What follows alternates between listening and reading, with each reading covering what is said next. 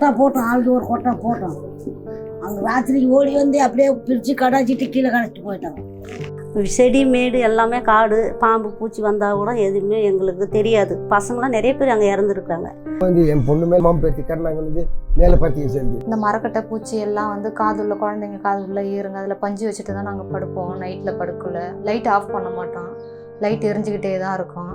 அங்கே போய் கடையில் தூங்குறதும், அங்கே கடைக்கார தண்ணி முண்டியது போடுறதும் ரொம்ப வேதனத்தில் இருந்தோம். முதல் பிரச்சனை என்னன்னா, திருநங்கை பிறந்தவங்களுக்கு வந்து வீடுன்றது கிடைக்க மாட்டாங்க. ஒரு இப்போ என்கிட்ட இருந்தாங்க, அவங்க இறந்துட்டாங்க. அதாவது இப்போ சாவு அங்கே எடுக்கக்கூடாதுன்ட்டாங்க, வாடகை வீட்டில் எடுக்கக்கூடாதுன்ட்டாங்க. ரோட்டில் எடுத்தாந்து வச்சு எடுத்தோம். சிலிண்டர் எண்ணின்னு இருந்துக்கிட்டு அது அப்படியே குப்புன்னு பிடிச்சிக்கிச்சு. ஆறாக்கா ஊடி ஏறிது, இங்கே வரா சிலிண்டர் பிடிச்சிக்கின்னு ஏறிது, இங்கே வந்துக்கிறான் ஆற வரான்னு துடிச்சிக்கின்னு ஓடிறான். இந்த பிறகு ஒன்றுமே எடுக்கலையம்மா. என் சின்ன பொண்ணுக்கு எல்லானாக்கையும் எடுத்து வச்சிருந்தேன், ஒரு பொருள் கூட எடுக்கலை. எல்லாம் தீஞ்சு திட்டக்காரியாக போயிடுச்சு. மழை பெஞ்சா அவ்வளோ ஒழுங்கு எங்கள் வீடு, வீட்டுக்குள்ளே அப்படியே இடுப்பளவு அவ்வளோ தண்ணி இருக்கும். அந்த தண்ணியில் நாங்கள் நைட்டு ஃபுல்லாக தண்ணி இறச்சி ஊற்றிட்டு பசங்க தூங்க கூட இடம் இருக்காது. 2 திங்கில் 2 காலில் கெடுத்தின்னு படுத்து அவ்வளோ கஷ்டப்பட்டோம். நாங்கள் காலை முடிச்சுட்டு நம்ம இதே இடத்துல இருக்கணுமா, நம்மளுக்குன்னு ஒரு நல்ல வாழ்க்கை கிடையாது, நம்மளை 4 பேர் மதிக்கக்கூடாதான்னு படித்த பிள்ளைங்க கேட்குது. சரி, நமக்குன்னு ஒரு வீடு இருந்ததுனாக்கா எவ்வளோ சந்தோஷமாக இருக்கும். சாவி என் கையில் வாங்கும்போது என் கூட என் வீட்டுக்காரர் இல்லைன்ற ஒரு கவலை தான் இருந்துச்சு எனக்கு. அவர் ரொம்ப சொந்த வீடுன்றது அவர் தான் ரொம்ப என்னை விட ரொம்ப ஆசைப்பட்டார். எனக்கு இது கனவாக போயிடுமோன்னு சொன்னார். அவர் சொன்ன மாதிரி அவருக்கு அது கனவாகவே போயிடுச்சு. ஆனால் நீ இருந்து இந்த வீட்டை கட்டுவேன்னு சொன்னார். அவர் சொன்ன வார்த்தையை நான் காப்பாற்றிட்டேன் மேடம். ஆனால் அவர் தான் என்னை காப்பாற்றலை. பிள்ளைங்கள நல்லா படித்தா ஒரு ஏசி ரூமில் உட்காந்து வேலை பார்க்குற மாதிரி நினைக்கிறோம். நாங்கள் எங்களை மாதிரி அது கஷ்டப்படக்கூடாது. நாங்கள் காலம் முடிச்சிட்டோம், கூலி வேலை செஞ்சிட்டோம். இதுக்கப்புறம் இருக்கிற பிள்ளைங்களாவது நல்ல மாதிரியாக படிக்கணும்னு ஆசைப்படுறோம்.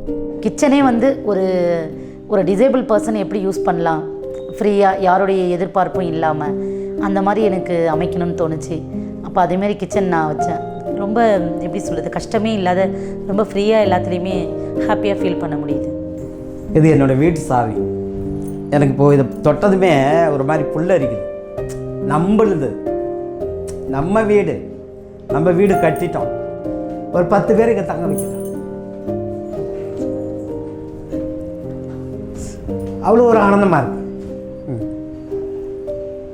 யார் வந்தாலும் சாப்பிட வச்சு அனுப்பும். ஒரு வேலை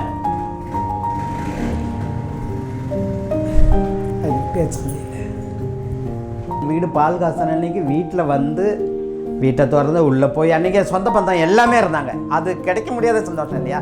அம்மா இருந்தாங்க, தம்பி இருந்தாங்க, அம்மா எல்லாமே குடும்பத்தோடு அன்றைக்கி சமைச்சு சாப்பிட்டது ரொம்ப பெரிய விஷயம். அது என்றைக்குமே கிடைக்காது. இன்னும் ஒரு நாள் அது மாதிரி வரப்போகும் தான் இல்லை.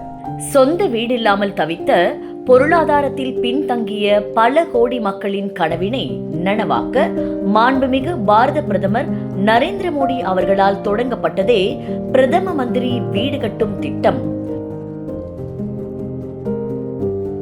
ஒவ்வொரு பயனாளிக்கும் ரூபாய் 1.5 லட்சம் நிதி உதவியை இத்திட்டம் வழங்குகிறது.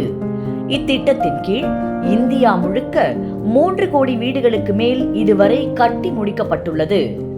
மாண்புமிகு புதுச்சேரி முதல்வர் அவர்களின் கனவு திட்டமான பெருந்தலைவர் காமராசர் கல்வீடு கட்டும் திட்டத்தின் உதவித்தொகையும் சேர்ந்து மொத்தம் ரூபாய் 5.5 லட்சம் ஆதி திராவிடர் மற்றும் பழங்குடியினருக்கும் 3.5 லட்சம் ரூபாய் இதர பிரிவினருக்கும் வழங்கப்பட்டது.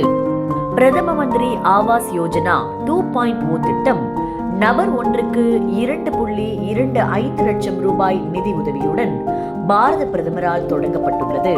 புதுச்சேரி முதல்வர் கூடுதலாக 2.75 லட்சம் ரூபாய் அளித்து 5 லட்சம் ரூபாய் ஒவ்வொரு பயனாளிக்கும் வழங்க ஆணையிட்டுள்ளார். ஏழை மக்களின் கனவுகள் மெய்ப்பட எப்பொழுதும் துணை நிற்கும் இந்த அரசு. வீடில்லாத மக்கள் அனைவரும் அரசு இணையதளத்தில் சென்று தங்கள் பெயரை பதிவு செய்யலாம். அனைவருக்கும் ஓர் வீடு நமது அரசு தரும் மகிழ்வோடு.